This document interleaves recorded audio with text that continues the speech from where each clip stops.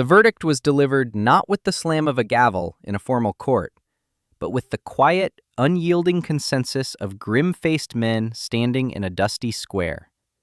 It was the summer of 1872 in the settlement of Providence, a place whose name suggested a benevolent grace its inhabitants rarely practiced. The subject of their judgment was a child. She was 12 years old. Her name was Elara Vance, and her crime was the telling of a story. It was a story she had heard from her grandmother, a woman who had come from the old country and carried with her a trove of tales that the practical, hard-headed founders of Providence dismissed as folklore. She had spoken of a white death, a winter storm of such singular, malevolent fury that it did not merely cover the land, but consumed it, burying homes to their chimneys and erasing the very memory of roads and rivers under a monolithic blanket of white. It was, her grandmother had whispered, a storm that came once in a man's lifetime, a cleansing fire of ice that tested the wisdom of a people. Elara, orphaned by the spring fever that had taken both her parents, repeated this warning to the town council, her voice small but clear in the oppressive heat of the July meeting hall. Elias Thorne, the town's founder and undisputed patriarch, listened with a patience that was itself a form of condescension. He was a man built of the same unforgiving timber as the cabins he had raised, a man who believed that God rewarded sweat and toil, and that anything else was the devil's distraction. He saw in Elara's earnest plea not a warning, but a dangerous fantasy. "Child," he had said, his voice resonating with the hollow authority of absolute power. "We are a people of fact, not fright. We build our walls thick and our fires hot. There is no storm that can humble the work of Providence." The other men nodded. They saw a grieving orphan, her mind perhaps unhinged by loss, channeling the nonsensical ramblings of a dead woman. They saw a disruption. In a community where survival depended on a fragile, shared reality, a dissenting voice, especially one speaking of cataclysm, was a threat. They called her a liar. They said she was spreading fear to weaken the town's resolve. The judgment was swift. She was to be banished to the edge of the settlement's territory, given a plot of land deemed utterly worthless, a steep, rock-strewn hillside on the north-facing slope, far from the fertile river bottoms. She was given a day to gather her parents' meager belongings before being escorted to her new, solitary existence. She did not cry. She simply nodded, the memory of her grandmother's words a cold, hard stone in her gut. She was 12 years old, and she was utterly alone. 4 years passed, the seasons turned with brutal indifference, and the memory of the banished orphan faded in the collective mind of Providence. She was a ghost, a cautionary tale whispered to unruly children. They assumed she had perished in her first winter, a sad but necessary consequence of her folly. They were wrong. On the bleak northern slope, Elara Vance had not merely survived, she had been preparing. Now 16, the gaunt, frightened child had been forged into a young woman of formidable resilience. The softness of youth had been weathered away, replaced by the lean, hard lines of someone who had learned to read the land as a scholar reads a book. Her hands were calloused, her gaze direct and unflinching. She had learned the silent languages of the forest, the subtle shifts in the wind, and the deep, abiding wisdom of the earth itself. In the autumn of 1876, her preparations entered their final, most crucial phase. Her grandmother's stories had not only warned of the White Death, but had also spoken of a way to survive it. She told of their ancestors, who did not build their homes to fight the sky, but to join with the earth. They were called earth homes, dwellings dug into the soil, borrowing the planet's immense, steadfast warmth to mock the fury of the winter wind. Elara stood before the plot of land that was meant to be her grave and saw it instead as her salvation. It was a north-facing slope, a terrible location for a conventional cabin, but it was perfect for what she intended to build. She would not build upon the land, she would build within it. Her plan was a radical departure from the log and timber dogma of Providence. It was a structure known in other parts of the world as a walipini, or pit greenhouse, but to Alara, it was simply her grandmother's winter house. The concept was rooted in a profound understanding of thermodynamics. The Earth below the frost line maintains a remarkably stable temperature year-round, a principle known as thermal mass. In the depths of winter, this subterranean warmth radiates upwards, while in the summer, the Earth acts as a massive heat sink, keeping the space cool. Alara intended to harness this simple, powerful law of nature. Her dwelling would be a long, rectangular pit, oriented perfectly along an east-west axis. The north wall would be the deepest part of the excavation, buffered by the full mass of the hillside, while the southern face would be a glazed, angled wall designed to capture the low winter sun, allowing its light and heat to penetrate deep into the living space. The work began on September 3, 1876. Her tools were rudimentary.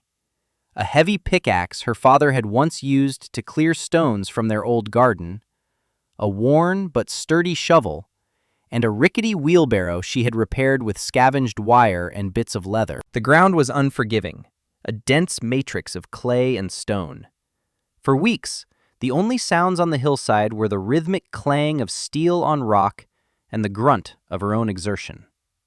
She would work from first light until her muscles screamed in protest, her body fueled by dried meat and the cold, clear water from a nearby spring. Each wheelbarrow of excavated earth, hauled up a makeshift ramp, was a small victory. Slowly, painstakingly, the earth gave way. She was meticulous in her measurements. The final pit was to be exactly 24 feet long and 12 feet wide. The back, northern wall was dug to a depth of 8 feet, cut straight into the heart of the slope.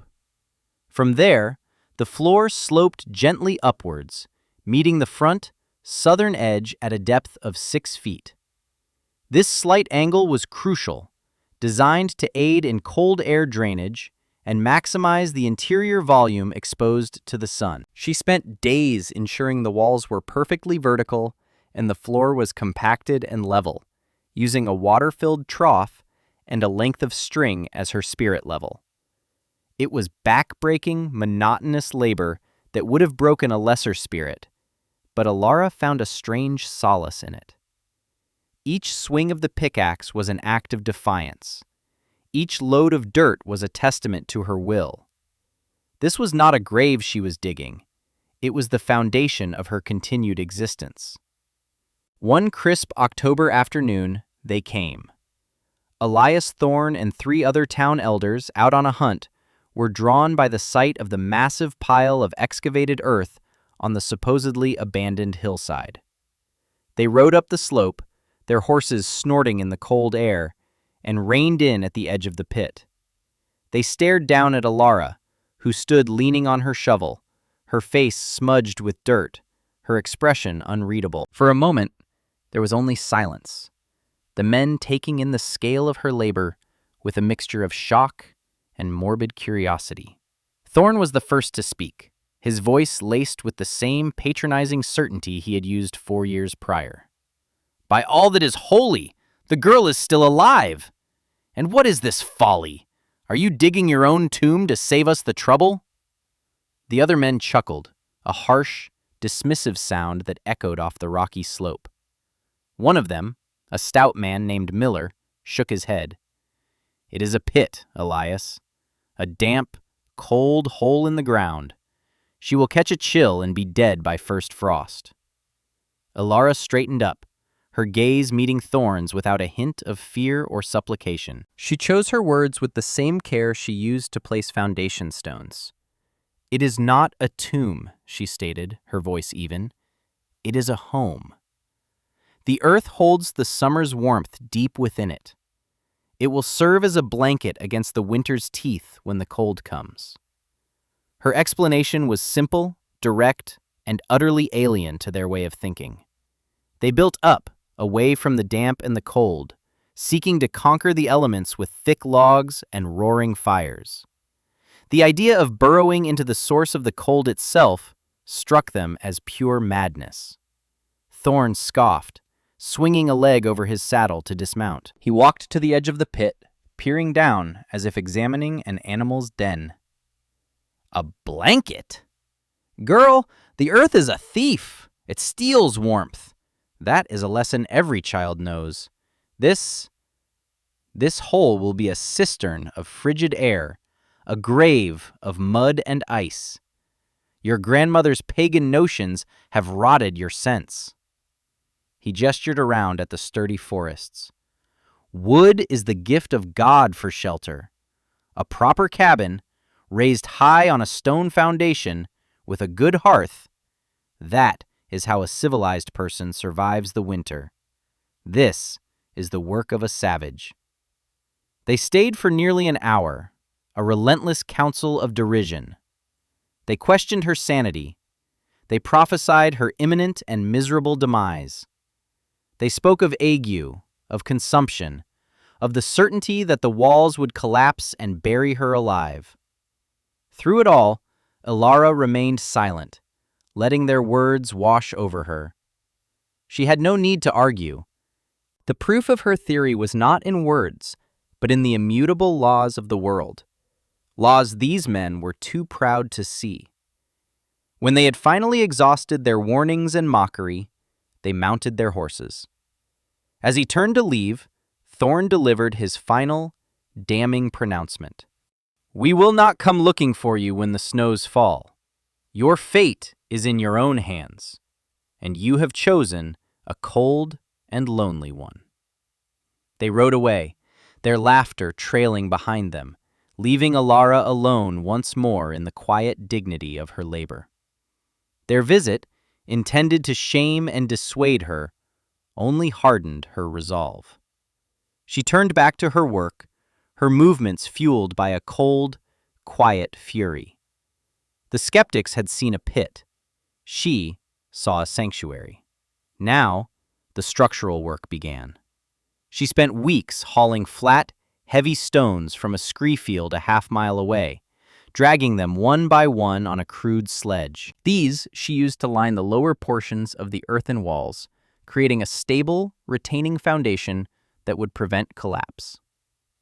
Above the stone line, she applied a thick layer of cob, a mixture of the excavated clay, water, and dried grasses she had scythed from a nearby meadow. She mixed it with her bare feet, the cold mud squelching between her toes, then packed it by hand onto the walls, creating a smooth, insulated, and surprisingly strong surface. The roof was the most complex part of the design. The north side required a steep, solid pitch to shed the immense weight of anticipated snow. She felled several young lodgepole pines, limbing and peeling them with a small hand axe. It took her days to haul the logs into position, using a simple lever and fulcrum system to raise them. She laid them close together, chinking the gaps with moss and clay, and then covered the entire structure with a thick layer of sod she had carefully cut and preserved from the initial excavation. This living roof would provide yet another layer of superb insulation. The south-facing roof, the heart of her design, was a different matter entirely. It needed to be transparent. With the small fortune she had amassed over 4 years of selling exceptionally well-prepared beaver and mink pelts, a total of $47 in silver coins, she made a rare trip to the trading post 10 miles downriver. There, she purchased 12 panes of glass, each 2 feet by 3 feet. The cost was staggering, $15, a third of her entire savings. The trader, a man who knew her only as the Hill Girl, asked no questions. Transporting the glass back to her home site was a nerve-wracking ordeal. She constructed a special padded frame for her wheelbarrow and pushed it the 10 miles back, walking with excruciating care. She then built the framework for the southern roof, a precise grid of wood angled at approximately 60 degrees to the horizontal, the optimal angle to catch the low winter sun at her latitude. Fitting the precious glass panes was the most delicate work of all. She sealed them with a resin she painstakingly rendered from pine sap, ensuring the entire wall was airtight and waterproof. When the last pane was in place, she stepped inside her dwelling for the first time. The effect was breathtaking. The interior was bathed in a soft, diffuse light. The space, which the elders had called a dark pit, felt open and strangely serene. Her final interior project was the heating system. While the passive solar gain and geothermal stability would keep the space from freezing, she needed a source of concentrated heat for cooking and for the coldest nights. A traditional open hearth would be dangerously inefficient and fill the space with smoke. Instead, she built a small, high-efficiency wood stove from salvaged sheet metal and a discarded iron barrel. The true genius of her design, however, was the chimney. Instead of venting it straight up and out, she ran the stovepipe horizontally through a long, low bench made of stone and cob that ran the length of the back wall. This massive structure, a thermal mass bench, would absorb the vast majority of the heat from the exhaust gases, heat that would otherwise be wasted into the sky. The bench would then slowly radiate that warmth back into the living space for hours after the fire had died down. It was a principle of heat exchange her grandmother had described, a way to make one log do the work of three. Inside the structure, she dug her well. This was a non-negotiable element of the design. A water source outside would be inaccessible in a truly deep snow. She located a promising spot using a forked willow branch, just as her grandmother had taught her, and began to dig. 10 feet down, through clay and gravel, she hit clean, cold water. She lined the well shaft with stones and built a simple wooden cover. Now she had heat, light, and water, all within the protected confines of her sanctuary. The final tally for her expenses came to $27.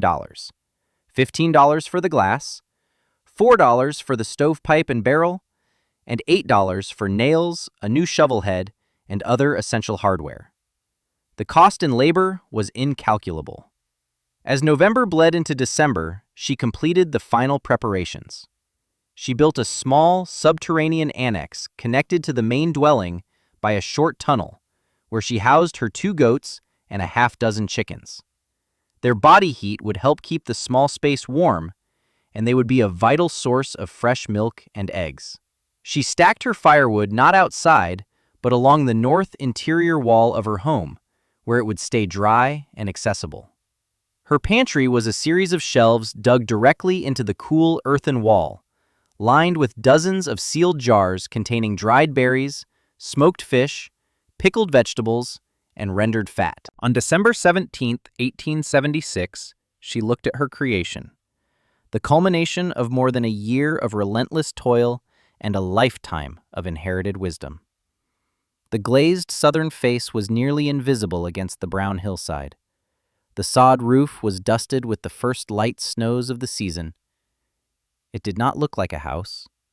It looked like a part of the land itself. It was ready. And as she looked to the northwest, she saw the sky had taken on a strange, bruised, yellowish-gray color she had not seen in 4 years. The air was unnaturally still, and the birds were silent. The signs were all there. The White Death was coming. On the morning of December 18, 1876, the first flakes began to fall. They were not the gentle, picturesque flakes of a common winter storm. They were large, dry, and hexagonal, like chips of mica, and they did not drift so much as they descended with a strange, silent purpose.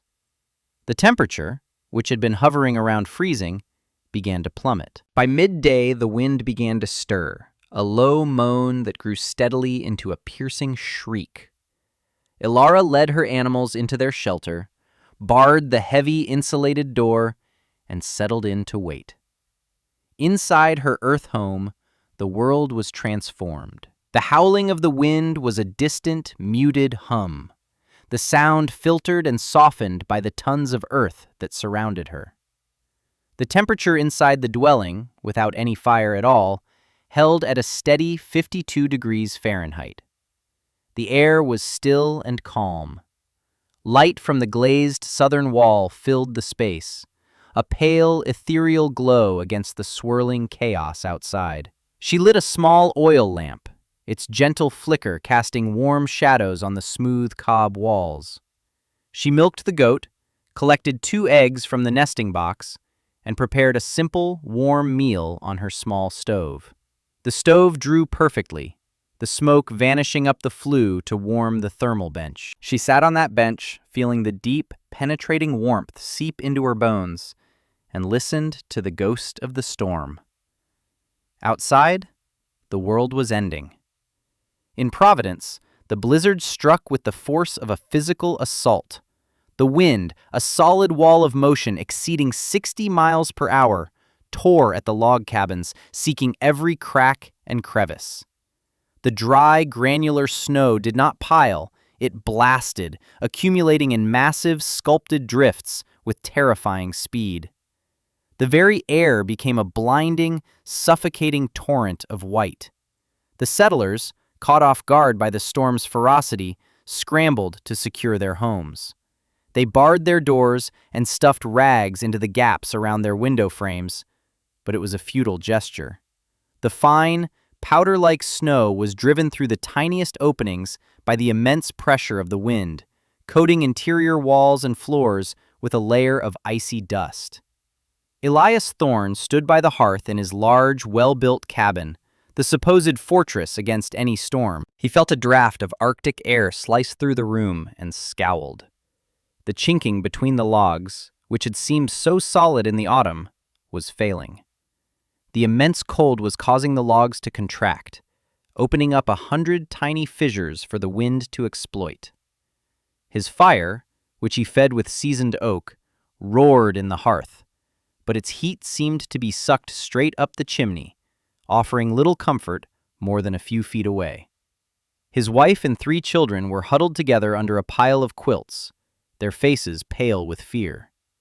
The windows were completely plastered over with a thick crust of snow, plunging the room into a terrifying, premature twilight. The only light came from the fire and a single, sputtering candle.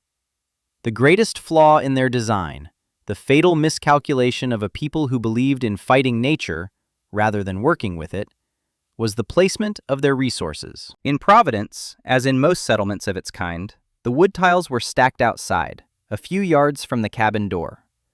The barns and animal shelters were separate structures. The well was in the center of the town square.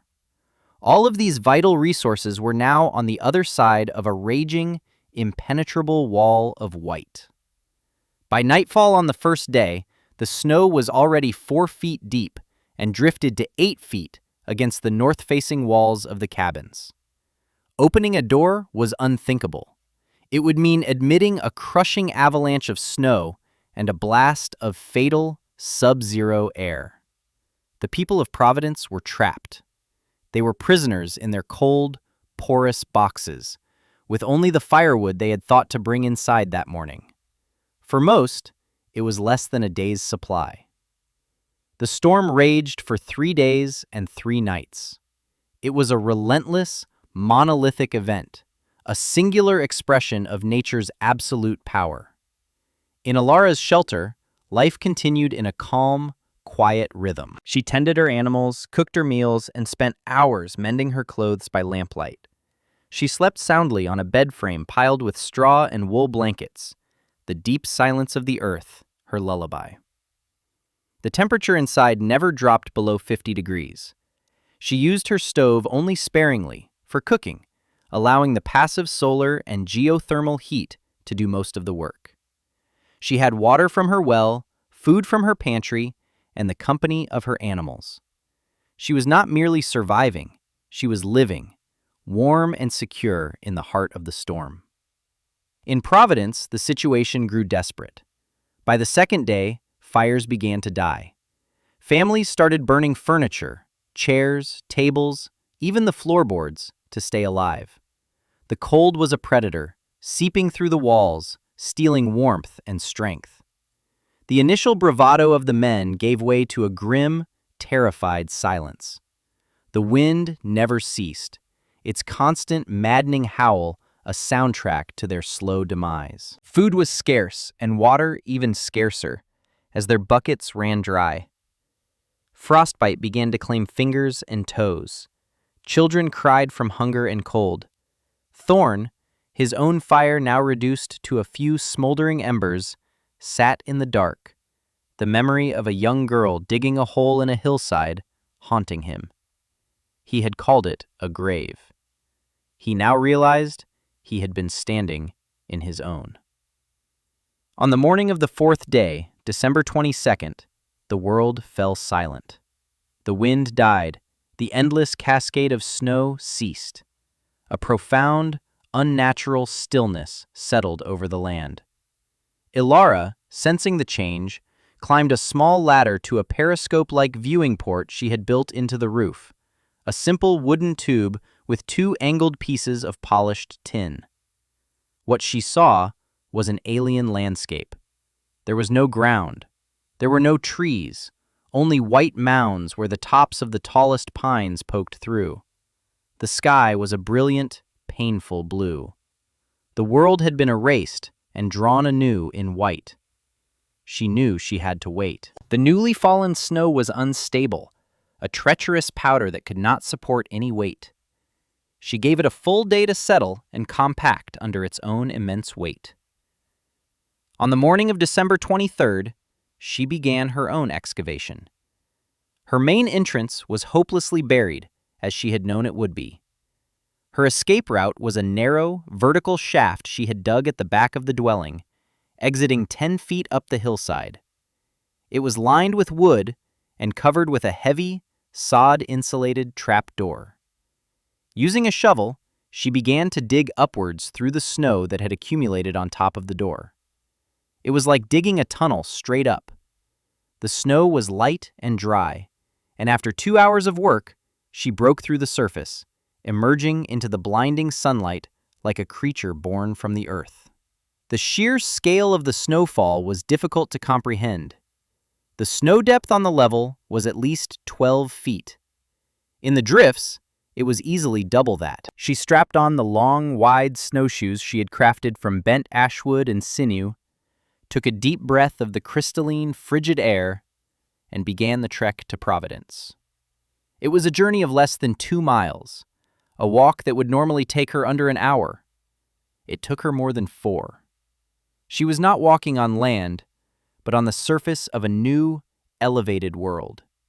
She navigated by the tops of the tallest trees and the faint contour of the hills buried deep beneath her feet.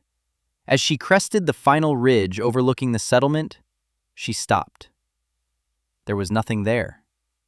The valley that had held the town of Providence was now just a smooth, undulating expanse of white. A cold dread, colder than the air she was breathing, gripped her. Then she saw them. A dozen or so small, dark smudges on the surface of the snow, some trailing a faint wisp of smoke, others inert. They were the tops of the town's chimneys. The entire settlement, with its proud, tall cabins, was buried, utterly and completely entombed. There was no movement, no sound, just the vast, profound silence of a graveyard. Her methodical nature took over, pushing aside the horror. She had a task to do. She slid and shuffled her way down the slope into the valley, her shovel held like a staff. She used the pattern of the chimneys to reconstruct the town's layout in her mind. She located the meeting hall first, then made her way to what she judged was the location of Elias Thorne's cabin, the largest in the settlement. There was nothing to see but a mound of snow with a stone chimney top protruding like a tombstone. She began to dig. The work was brutal. The top layers were powder, but as she dug deeper, the snow became dense and compacted, heavy as wet sand. Her snowshoes gave her a stable platform, but every shovelful was a monumental effort. She did not dig aimlessly.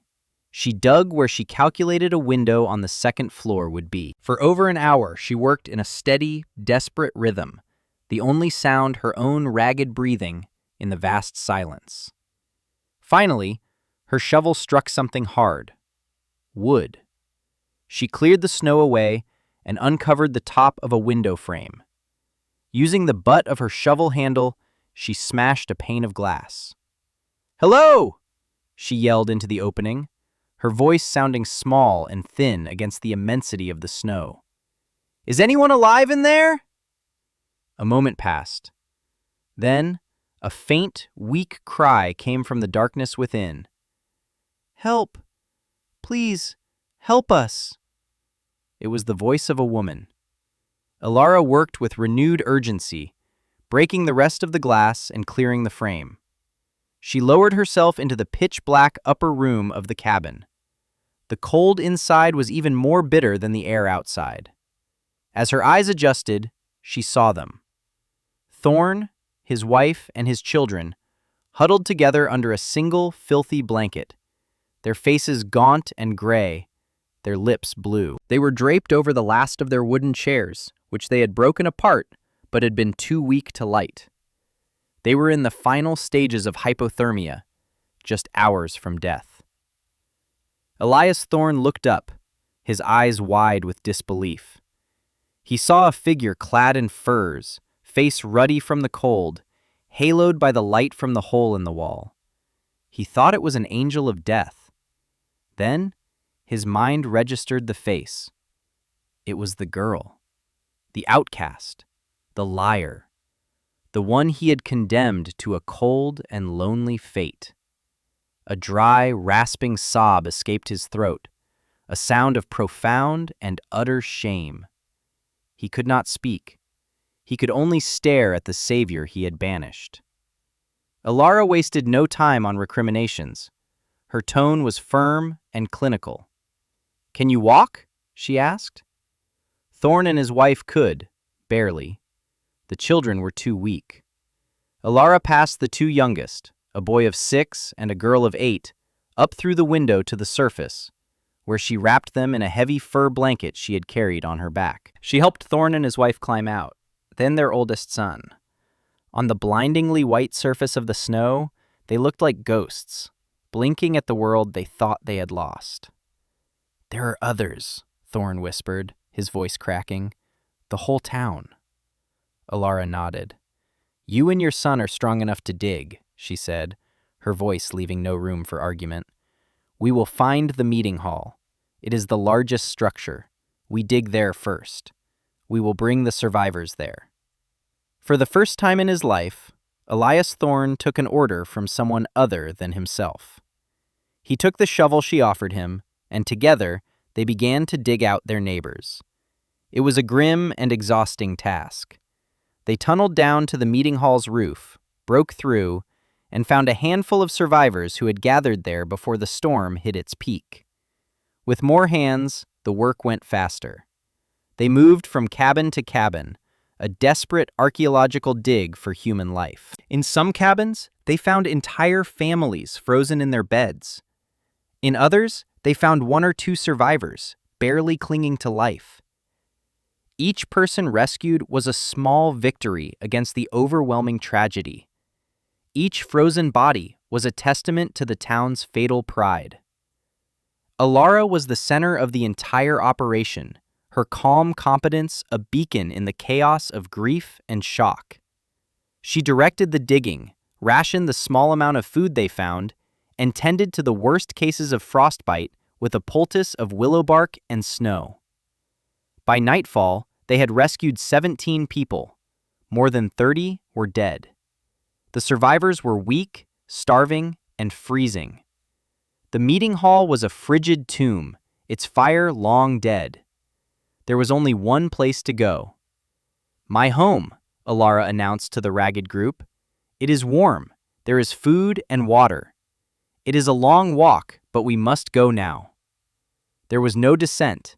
There were no questions. Led by the young woman they had cast out, the broken remnant of Providence began a slow, stumbling exodus across the sea of snow, away from the graves of their homes and toward the sanctuary they had mocked. They gathered in her earth home, the 17 survivors huddled together in the warm, gentle light. The air was filled with the scent of wood smoke, damp earth, and simmering goat stew. They stared in stunned silence at the smooth, curved walls, the shelves laden with food, the clever stove, the deep well with its bucket of clear, fresh water. They sat on the thermal bench, its deep, radiating warmth a miracle to their frozen bodies. This was the dark, damp pit they had ridiculed. This was the tomb. And it was the only reason they were alive. Elias Thorne stood in the center of the room. The other survivors parted to let him face Alara, who was quietly ladling stew into wooden bowls. He was a man broken and remade. The arrogance had been scoured from him, leaving behind a raw and humbled core. His voice, when he spoke, was quiet, yet it carried to every corner of the warm space. "Ilara Vance," he began, and he spoke her full name with a reverence that bordered on worship. "I stood on this very spot, and I called your wisdom folly. I called your home a grave. I banished you for speaking a truth I was too proud and too ignorant to hear." He paused, his gaze sweeping over the faces of the other survivors, men who had laughed alongside him, men who had nodded at his certainty. "My pride," he continued, his voice thick with emotion, "has buried our town. My arrogance has filled a graveyard. We put our faith in thick logs and tall roofs, and we were humbled. You put your faith in the earth and in the knowledge of your ancestors, and you have endured." He took a step closer, his eyes pleading for an absolution he did not deserve. "We condemned you as a liar, but you were the only one telling the truth. We cast you out to die, and you returned to give us life. I have no words to ask for forgiveness. I have only a debt that can never be repaid." Alara looked at him, her expression betraying no hint of triumph. There was no "I told you so" in her eyes. There was only a deep, weary sadness for what had been lost. "Eat," she said softly, holding out a bowl of stew. "There is nothing to forgive. The storm was the judge. We must learn from its verdict." The act of grace was more powerful than any rebuke. It was the final, absolute confirmation of her vindication. In the days that followed, as the survivors regained their strength, a new reality took hold. The old hierarchy was gone, buried under 15 feet of snow along with the town's meeting hall and its rigid pews. A new order emerged, centered on the quiet, methodical competence of the young woman who had saved them. The men who had once lectured her on proper building techniques now asked for her instruction on how to dig safely, how to ration food, how to read the signs of the weather. Not one of them had lost a family member to the White Death through their own foresight. Not one of them had managed to keep their fire lit for more than 2 days. Not one had a drop of water to drink when she found them. And now, not one of them would ever again presume to question her. The story of Providence became a somber lesson, passed down in hushed tones for generations.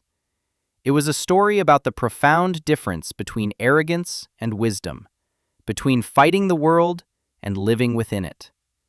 Their tall cabins had reached for the sky, a testament to their ambition to conquer the wilderness, and the sky had crushed them in its indifferent fist. Her home, in contrast, had nestled into the earth, seeking partnership instead of dominion, and the earth had held her safe in its embrace. The greatest strength, the survivors learned, was not found in defiance of nature, but in the quiet, humble, and profound understanding of its laws. Ilara Vance never sought to rule or to preach. She simply lived, and by her example, she taught them how to live as well. She had been their outcast, their liar, their oracle, and finally, their salvation.